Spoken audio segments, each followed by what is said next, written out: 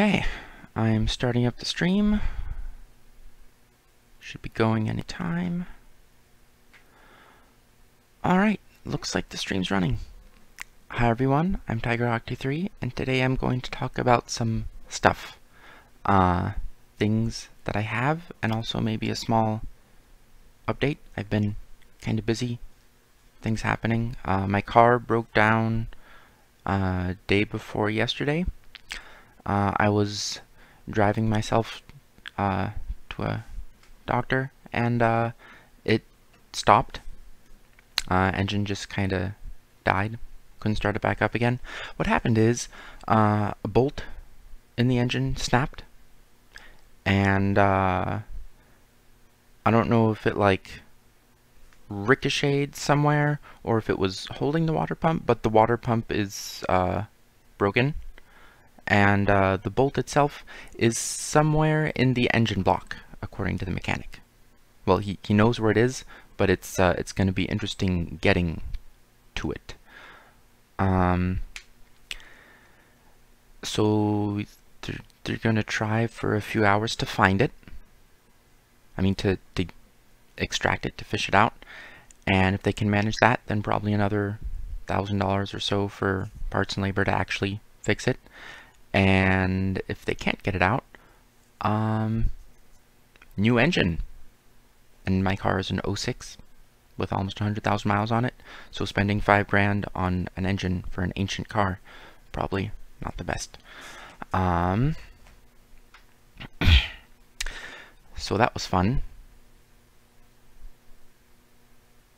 Anyway, I got some things recently. First, you might have noticed, is a new headset, and hopefully this resolves the insane crackling noise that I was getting, as you can hear on my previous video, the Let's Code of if AutoHotkey was a module.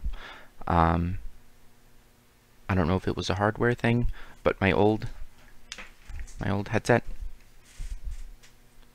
has this inline control, and I have like tape around it and stuff with a wad of paper shoved into it because it has a loose connection in there. I don't know if that was causing the problem or something else. So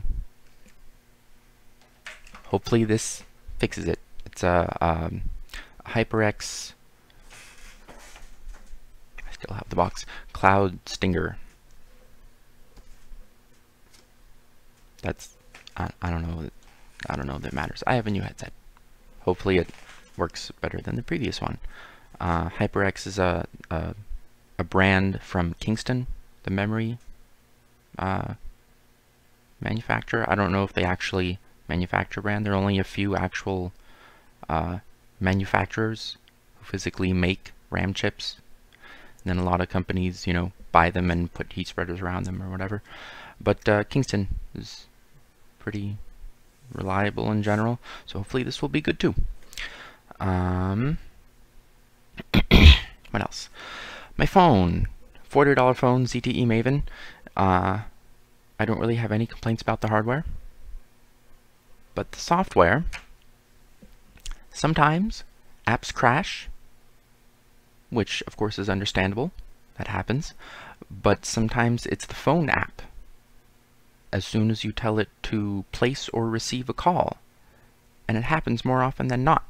So like I bring up the dial pad and I dial a number and I hit the green, dial button, and it, it clears that interface, but instead of the "you are now making a call" thing popping up, nothing happens because it crashed instantly, and there's no record of me placing a call of 0 seconds or anything. So I dial the number again manually and press go, and generally after 2 or 3 tries it works. Same thing happens in the speed dial. I tap a button to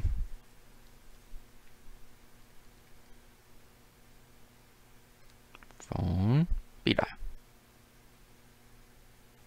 I tap a colorful button to do that, or there's the top thing. Can't really see that anyway, but any phone icon, any interface where you're supposed to be able to make a call, you can tap the button, and nothing really happens. I mean, it lights up and whatnot to show that you did interact with it. That's, you know, good feedback, but then nothing else happens. Something did happen. The phone app presumably started very briefly and then instantly crashed. So then you just wait like 5-10 seconds and try again. It's like it's like a hang fire on a firearm.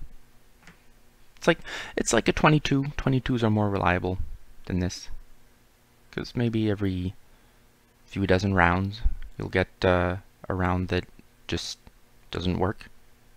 And the proper procedure for that, of course, is you know, squeeze, click, nothing happens, and then you wait 30 seconds, still pointed downrange, still ready for it to go off, and if it doesn't, you eject it and discard it safely.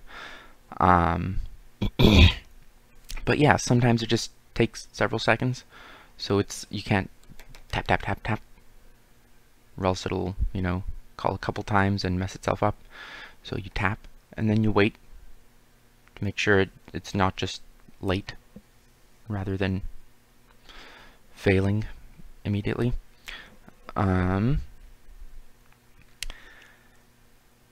Oh, receiving calls. Sometimes someone calls and the phone app instantly crashes, and there's no record of a missed call, and the only thing that it says, if you're lucky, is that they left a message if they did so, because that's just with the carrier's voicemail service. But when that happens, the phone doesn't ring for me or for the caller, just instantly goes to voicemail. So that's pretty bad. Pretty bad. Phone app crashing. That's really bad. That's the #1 thing a phone should do perfectly. My old Nokia 2610 did not do that.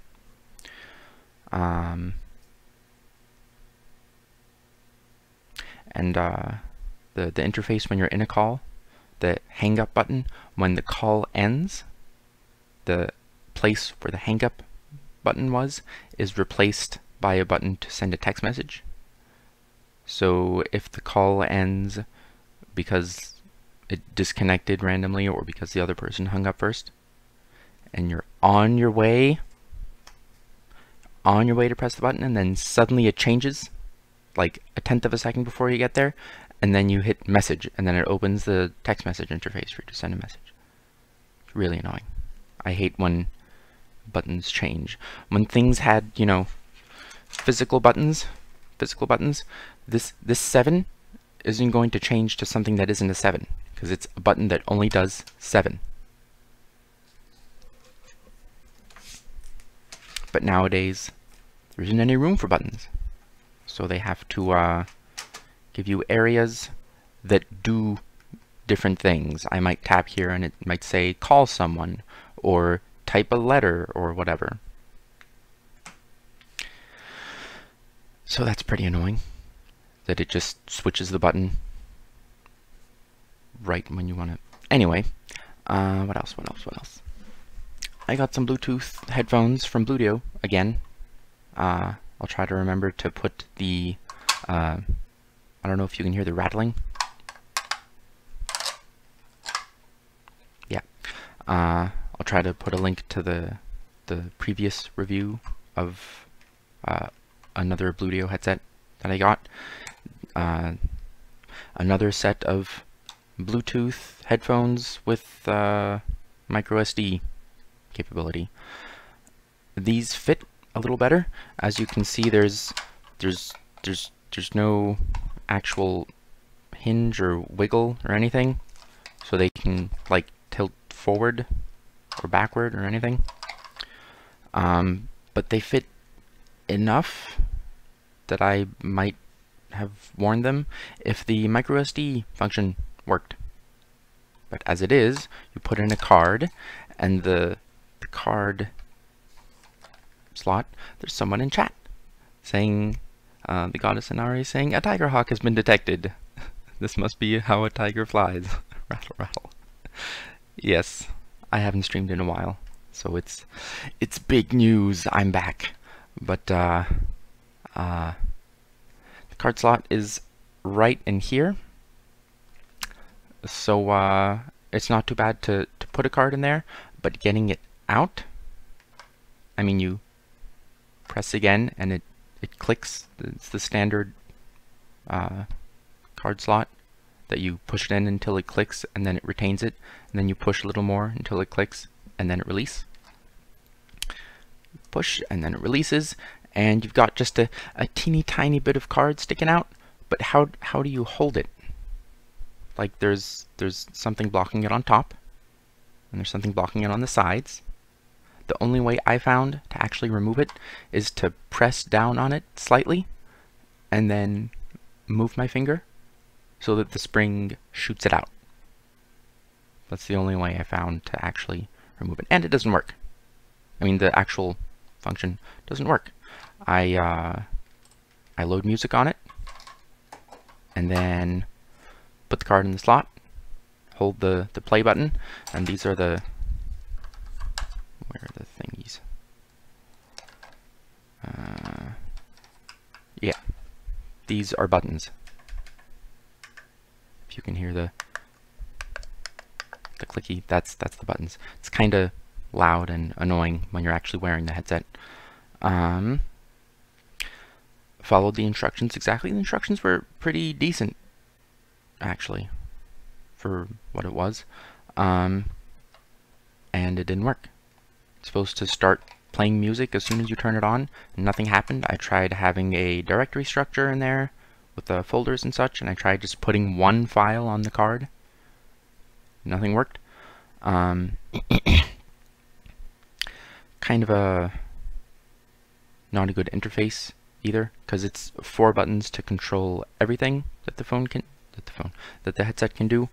Bluetooth, Bluetooth call, Bluetooth music, micro SD, audio, and I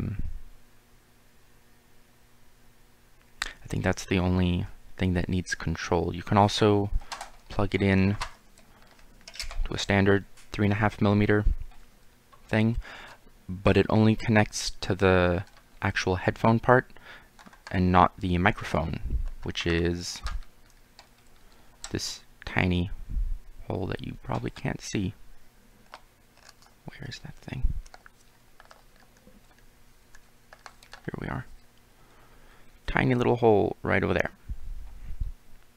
But yeah, I have a TRRS cable, and plug that in, and everything's totally messed up. It only works if you plug in a simple TRS stereo audio cable, and then you just get, you know, audio out.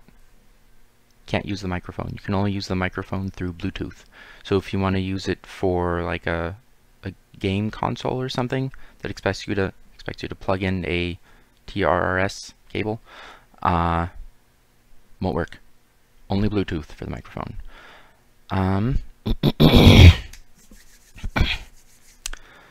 So yeah, broken and pretty disappointing. The interface, the music player is when it turns on, it starts playing. You can pause and unpause, and you can go to the previous or next track and change the volume. That's it. You can't look through folders. You can't even shuffle for random playback. So it's and I don't know whether it starts off at the same file you turned it off from last time, or if it starts from the beginning of the directory structure each time. I don't know, because I didn't get to try because it doesn't work. So yeah, I feel they could have included like a 1/4 gig of internal memory, because I don't think anyone's going to want to scroll through more than that. I mean, 70 meg is enough for an album of MP3 compressed music. Would you want to scroll through more than a couple dozen songs to hear one you wanted? I don't think so. So yeah, they could have included some built-in memory instead of a slot, and then maybe it would work better. I don't know. So that was disappointing. But what wasn't disappointing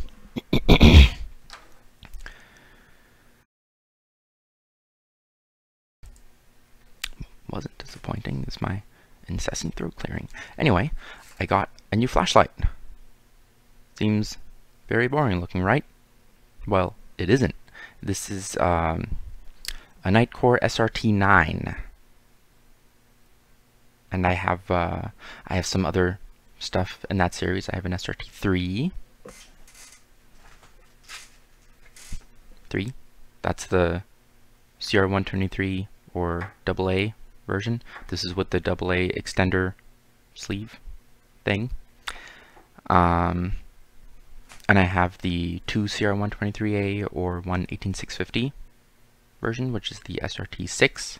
There's also a 7, which is very similar to the 6, but has some color LEDs also, because don't you want to pretend to be a police officer all the time? This is actually flashing very quickly. I don't know if it can. Yeah, you can't see the flicker, but it's a very quick kind of strobe of blue and then red, so you can totally be a cop and stuff, or if you're a police officer, you're totally gonna have one of these. No, you're not. I think it's stupid. This one has that too. This one has everything. As you can see, there are other emitters around the main one, and the main one is a Cree XHP50, which is I don't know how easy it is to see, but it's a 4-die emitter, over 2,000 lumens, and the SRT6 that I carried is about 900. So this is significantly brighter, definitely bright enough to see the difference. And the reason I buy lights of this series is because of this, and only this. This is literally the reason I buy these lights. Almost every other flashlight these days is controlled with 1 or 2 electronic buttons, maybe a physical click switch, but generally if it has multi-modes, you change them by insanity with long click, press and hold, and double click, and click and press and hold, and other combinations of that. Because it's a switch, it can only be on or off, right? Pressed or not pressed. So you're basically entering binary code for whatever mode you want. With a finite state machine of, if you are in this mode and you press this combination, then you get something else. I actually have an old AAA light with a flowchart in the instructions, a big flowchart, because it's fully programmable. You can change. There's the just slightly on mode, and there's the more than half mode, and both of those are fully programmable with the output and strobe and SOS modes and ramping up and down, all sorts of stuff. And I programmed it once the way I wanted, and never again, because who wants to do that? Be reprogramming a flashlight all the time. And the mechanism by which you do it is turning the head slightly multiple times. Like, do 1 switch operation, do 5 of them, do 8 of them, and then move it to the other position, and then to confirm you go back and forth. Oh my god, it's insane. This one, on the other hand, has an on-off switch. That's pretty good, right? And notice there's nothing coming out, but there is a little blue indicator light that says it's kind of on, even though you can't see anything. But the light is on, the switch is on, and oh, and there's a pocket clip already built in, already pre-installed. The tail cap is not a regular twisty thing. It's you press these little buttons inwards on each side, and then you can lift this whole thing right off, because this is this whole thing. It's a unibody flashlight. It's so cool, right? It's one piece, so this doesn't come out or anything. But it's a little weird, but it seems to work. And then you change all the modes with this. This is the SRT part, Smart Ring Tactical. So I have, variable output, and it goes very bright also. And there's a, I don't know if you can see that, but it's strobing quickly and irritatingly. And it has UV, because that's very useful for many people all the time. And red, green, blue, and then this amazing thing, the red-blue flasher, and a beacon of max output for just a brief flash every few seconds. It's not what I would have chosen. I would have said just maybe strobe at the top like normal, and then the variable output, but instead of all the colors and everything, I would have a max output brief flash every 5 seconds and a minimum output brief flash every 5 seconds. And those would be the only other modes. A low output one for you to find it when it's not in use, if you're in a dark room or whatever and you want to go to sleep and still be able to find your flashlight when you wake up or when you come back. I don't know.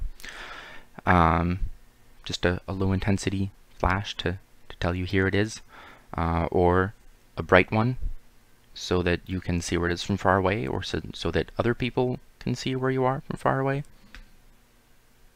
Not as common a use case, but honestly I would have gotten it if all it had was the variable output and nothing else. Would be perfectly fine. And I don't have to click and hold, or cycle through other modes that I don't want to get somewhere. If I want more output, I just go there. I should turn it on first. I just go there. It's that's all. Technically, it's not. There are discrete steps, but they are placed very, very closely together, and very intelligently, like the other SRT lights with a cube root curve. So and I can't really think of anything I don't like about this light. Oh, and there are no quality control issues. For my SRT3, you notice there's no pocket clip, but there are holes to add a pocket clip. It came with the clip and screws, and one of the screws just didn't work. And not the screw itself was wrong, but the socket, the threads just were cut wrong. So even if I got a new screw, it wouldn't work. The screws were fine. So I would have had to get an entirely new tail cap assembly. And I said, just never mind. And the similar interface Nitecore headlight that I have, which when I tighten the cap, very similar thing. It's got a, and this is actually all sealed. It's this is just a magnetic switch, Hall effect sensor, etc. And of course has, red, green, blue, because we all want and need that. But the first one I got of these would just flash all the colors in like a party pattern, just crazy all over the place, instead of being able to pick the one you wanted like you're supposed to. So I sent that one back and got this one as a replacement, and it's been fine. So Nitecore sometimes has had quality control issues, but as far as I can tell, this one is perfect. And it's really small, if you notice. This is a AA light, and this is 218-650, and it's rather small. Here's another 218-650 light. A Phoenix TK35. This one's kind of older. We have this thing versus that. It's really a difference. And also the head, notice, is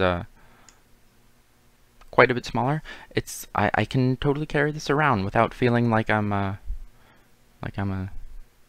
night shift security guard carrying this and the and the sheath that came with this is pretty good. It seems okay.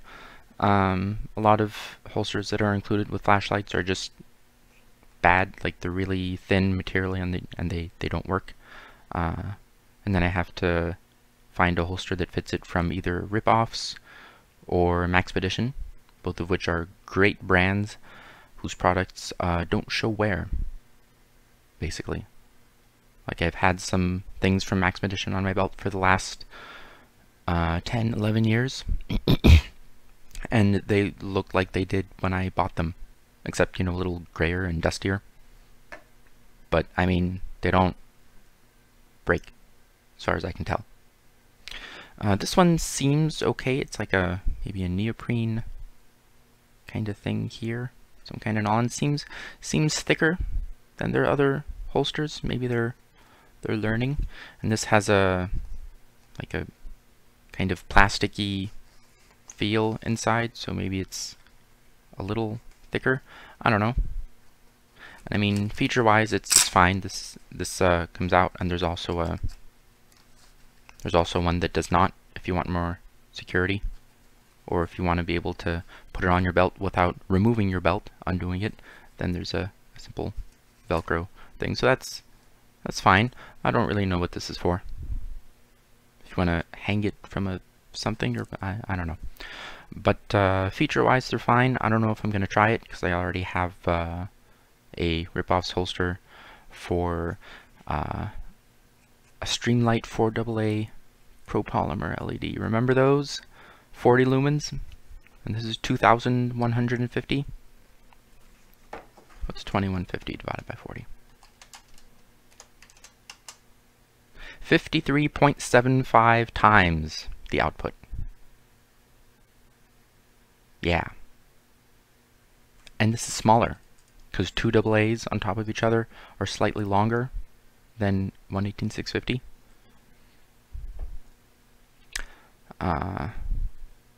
Yeah.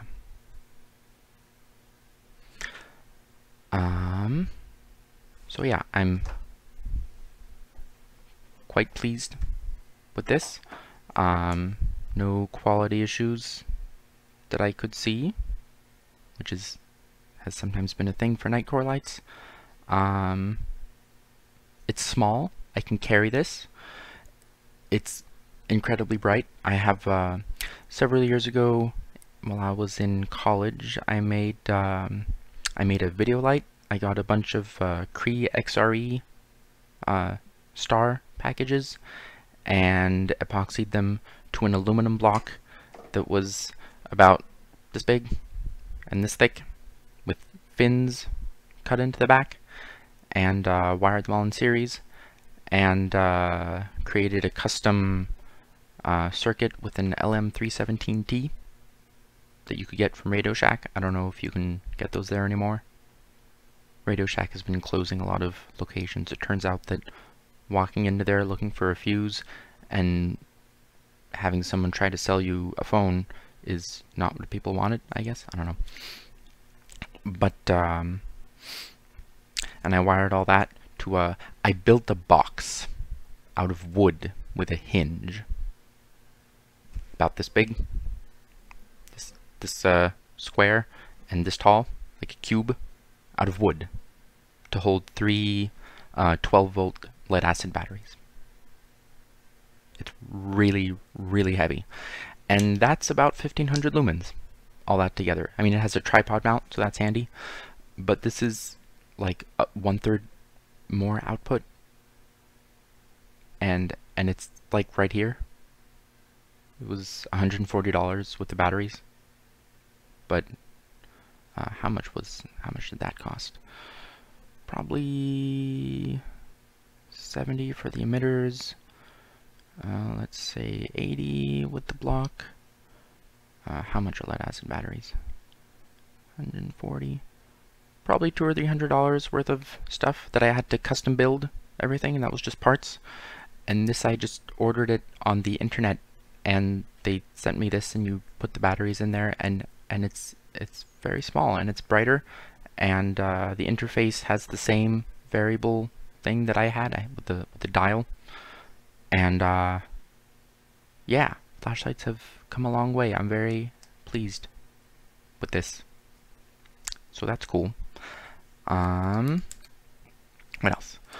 I'll be returning these because they don't work. To the company's credit, I did contact them asking, am I doing anything wrong? Should these be working when I do XYZ steps? And they're like, that should be working. Yes, these are the steps, do that. And I'm like, well, that doesn't work. And they wanted to just send me a new one and not require that I send back the defective one. But I mean, what am I going to do with one that doesn't work? Just going to sit around my house. So I don't want that, and I'm just going to return it through Amazon because, you know, Amazon. I will try to do another stream later, some point, with more if AutoHotkey was a Python module, to finish that up. I think like the next day after I did that stream, I already improved the actual AutoHotkey script to handle decreasing ranges.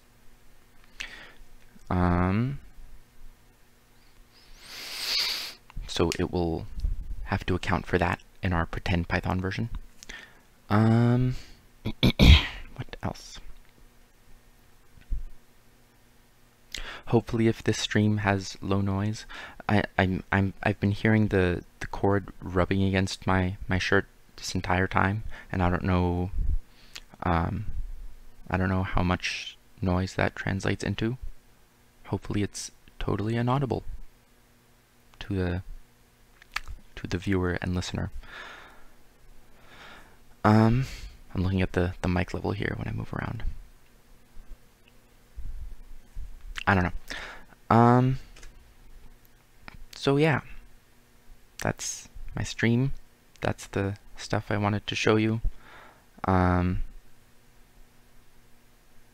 wanted to tell you about the exciting things happening with my car. Cars are expensive. I don't know how much I'll be able to afford to replace. My mode of transport in a few weeks might be, I have good boots. And I do have good boots. I actually just got new shoes because I've been using my current everyday shoes for like 5 years, which you're really not supposed to do, but they're really good. But they're kind of coming apart like everywhere, and the insides are broken down, and they make a funny clicking noise when I walk. They're 5-year-old shoes. It's time to replace them. So I got new ones, and I just have to, you know, break them in and wear them. They feel really snug. I got the same model and the same size, but they feel snug, and I think it's because the old shoes have just broken down so much inside that there's nothing left, and now it's really roomy because there's no padding getting in the way. But hopefully my car is savable without too much cash. I think that's that. Thanks for joining me. I'll try to stream more stuff. Hopefully the audio worked. I don't have any real-time feedback for what the audio sounds like. That'd be a really weird echo. So I hope it's all good. And assuming it is, I will do more streams of coding and games, and that should be fun. So thanks for watching, everyone, and I will see you next time. Have a good one.